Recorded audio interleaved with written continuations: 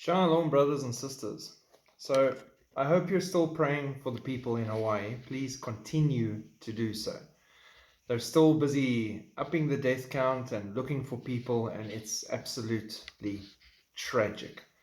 So, pray for everyone there. Pray for everyone that suffered through this whole incident. And that being said, this video is going to be a bit longer than normal because I want to go through 6 articles around this that I think you need to hear that are important, and that'll make you think regarding what actually went down in Maui in Hawaii. So there's a bunch of questions we can ask to start with. Number 1, how did the fire start? Governor Green is convinced they were caused by a confluence of factors. Echoing wildfire experts, Governor Green said that he believes a confluence of weather conditions contributed to the ignition and spread of the blazes. It is a product, in my estimation, of certainly global warming, combined with drought, combined with a superstorm, where we had a hurricane offshore several hundred miles away, still generating large winds, he told CNN. So that's his number 1 excuse. And we've also heard of laser-like things coming down from the atmosphere before everything started. That makes you think as well. We've also had residents in the area saying that the wind usually comes from the sea, always, and this time with the fires, it came down the mountain, pushing it towards that whole Lahaina district, which is really weird for them, and they've lived there most of their lives. So, food for thought. Next one, how did the fire spread so rapidly? According to multiple news reports, people were literally jumping into the ocean to escape because the fires were moving so rapidly. I saw a couple of people running. I heard screams out of hell, explosions.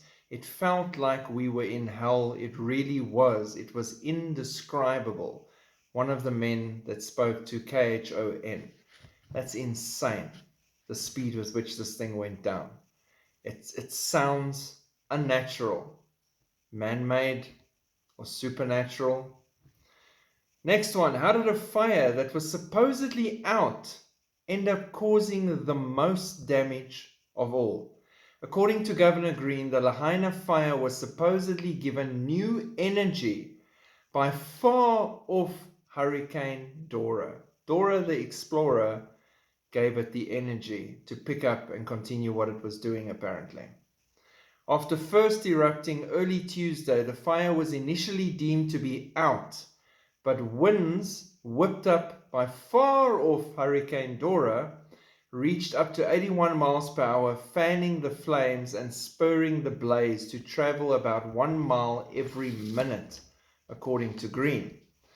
So that's interesting. Also, just like a whole combination of factors that don't actually make sense. Next one, according to US Representative Jill Takuda, the alarm system that is supposed to warn residents that a disaster is happening appears to have failed. How's that possible? Unfortunately, in this situation, sadly, tragically, the sirens did not go off. The warning signals on cell phones, we had no cell coverage or electricity in some of these areas. And the reality is, with those warning signs, tells us to turn on the television or look at our phones or the radio. So every single warning system failed. The sirens that they test regularly every month, permanently for years, that works every single time, failed or wasn't switched on. The warning systems through the cell phones and all those devices didn't work because suddenly no electricity and no cell coverage. It sounds contrived to me, I'm sorry. There's too much coincidence here. There's blood on someone's hands. Next one. Why are emergency supplies not getting to the people that desperately need them? It has been reported that a telecommunications blackout has been one of the factors hampering relief efforts. I'm sorry, but you know where the area is. You can get there without even communicating with your supplies. How is this hampering getting the supplies into this area to the people that desperately need them? An enduring telecommunications blackout has hampered the government and grassroots efforts to distribute supplies in the worst affected neighborhoods, especially for an unknown number of survivors waiting out the aftermath in the few buildings still standing in Lahaina. Interesting.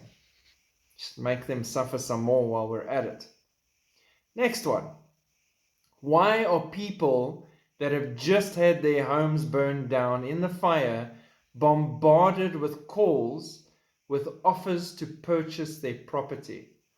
The vultures are circling, and it appears there are some people out there that are extremely interested in scooping up the land inexpensively, because that is how cold the love has grown in the world right now. In the end times, lawlessness will abound, and the love of many will grow cold.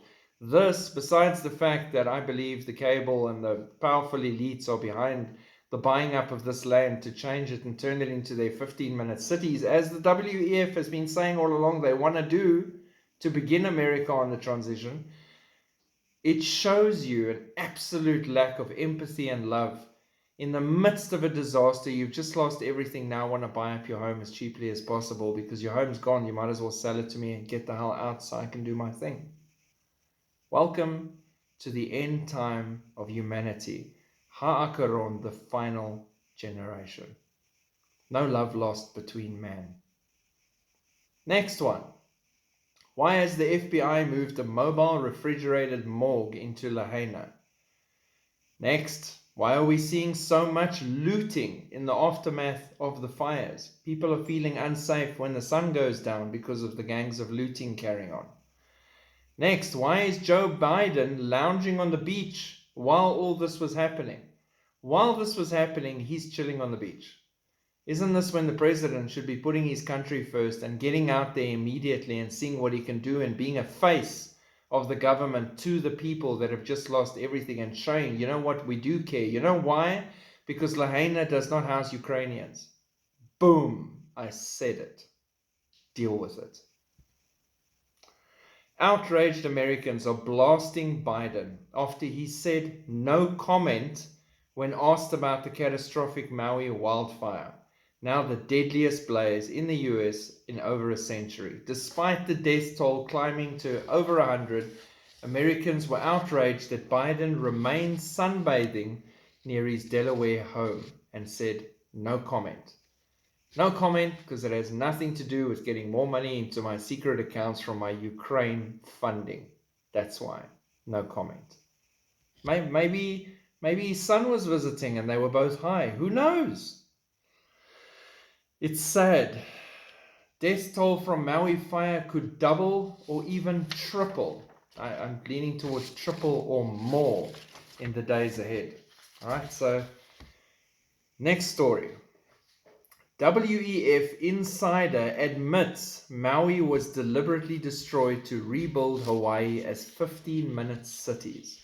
You know what? And besides this, sorry, just coming back to the previous one, there are celebrities like Oprah Winfrey and Lady Gaga and all these people all around this area that's affected, and all their homes are safe.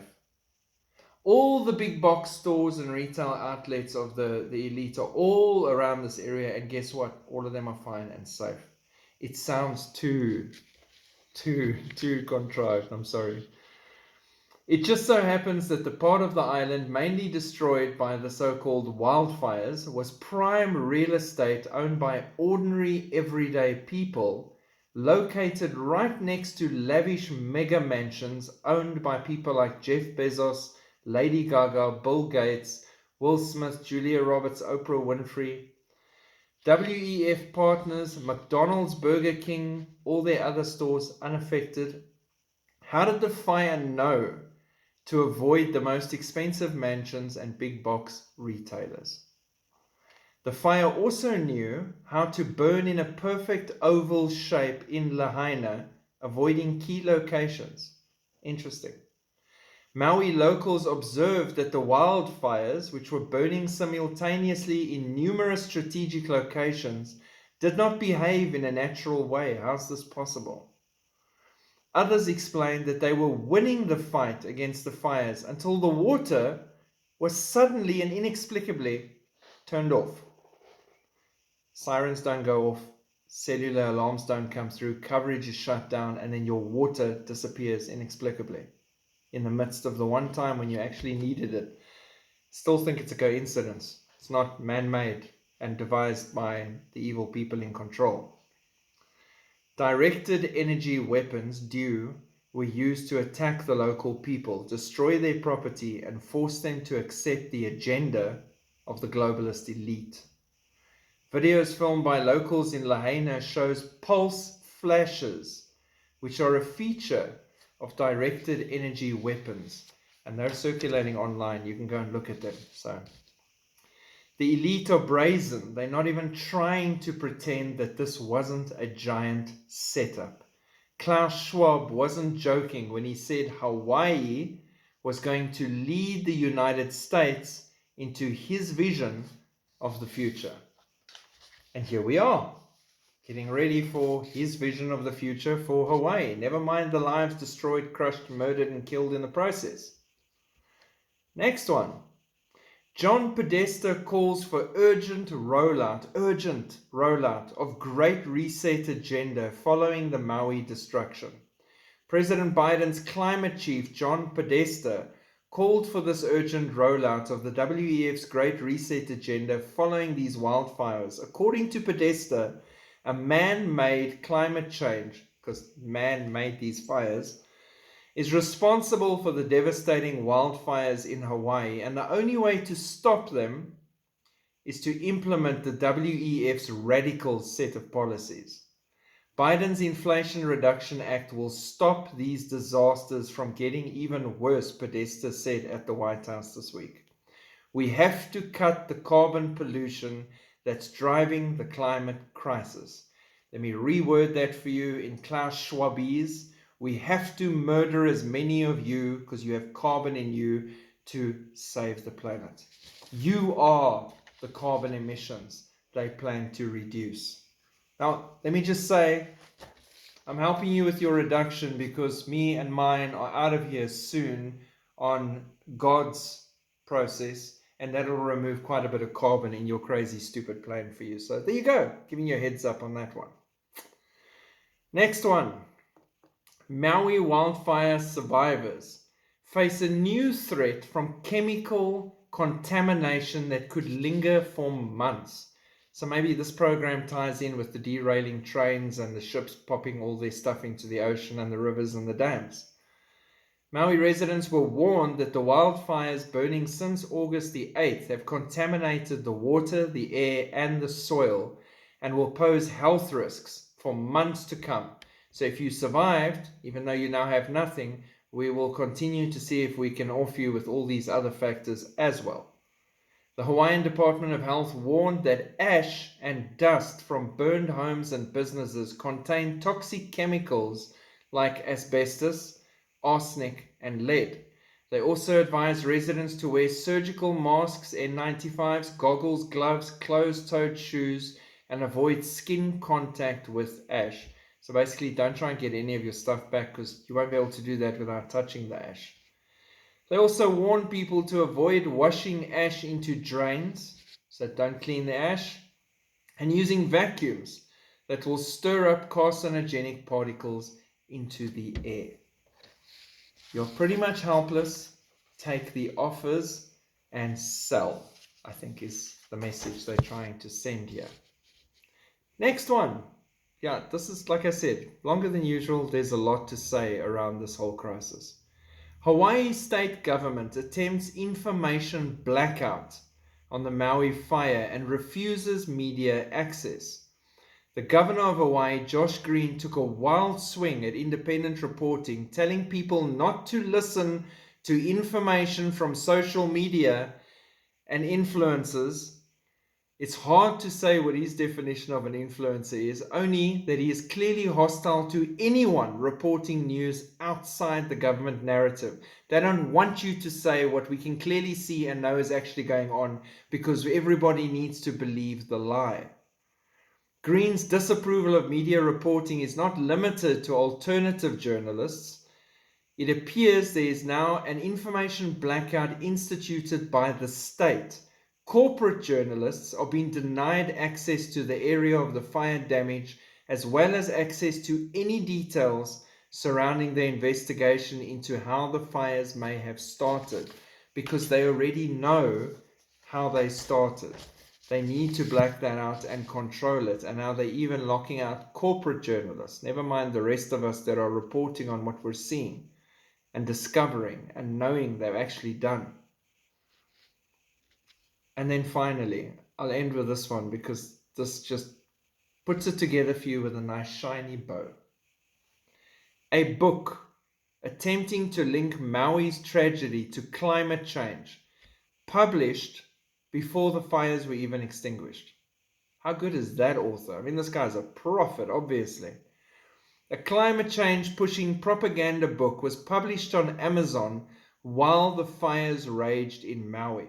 Although the fires continued until at least August the 11th, the book chronicling the events of August 8 to 11, 2023. I love it when they mess up because they're so excited to please the Antichrist.